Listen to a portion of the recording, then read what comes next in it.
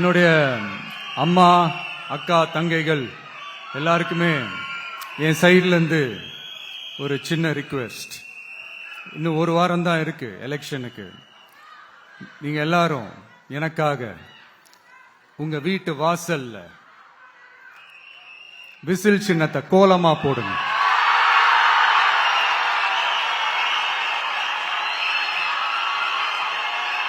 அது இந்த விஜய்க்கு நீங்க கொடுக்கிற ஒரு பெரிய ஆதரவா இருக்கும்.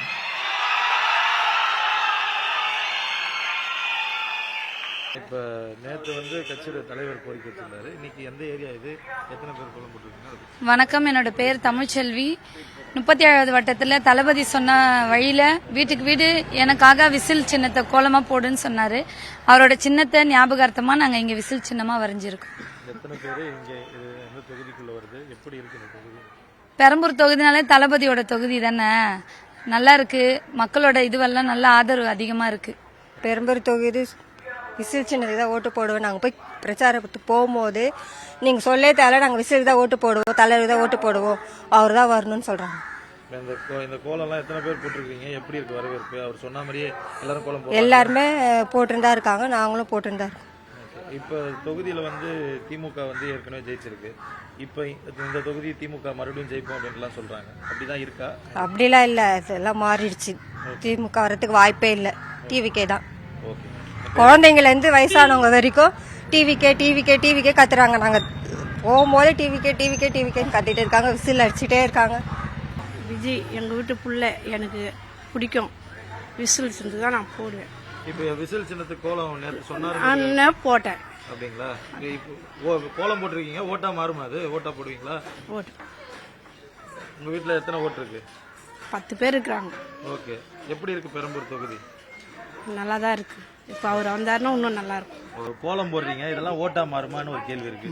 மாறணும்னு நினைக்கிறோம், மாறினா நல்லது. உங்க வீட்டில் எப்படி? எங்க வீட்டுல அதாவது சார் எதையுமே நாங்க சொல்ல மாட்டோம், சொல்லாம செய்யறது தான். ஓகே, பெரம்பூர்ல இப்ப திமுக ஆட்சியில் இருக்காங்க, திமுக எம்எல்ஏ இருக்காரு. இப்ப இங்க விஜய் நிக்கிறாரு. பெரம்பூர் மாற்றம் தருமா? மாற்றம் தரணும், தந்தே ஆகணும்.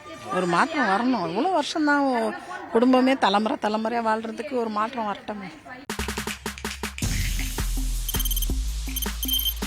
தவிர்க்க முடியாத தம்ப்நெயில்ஸ், கலக்கலான கண்டென்ட்ஸ், சினிமாவும் சீரியஸ் பிரச்சனைகளும், பல வருடங்கள் இடைவெளிக்கு பிறகு இந்த படத்துல ஒரு கலகலப்பும் கைகலப்பும்,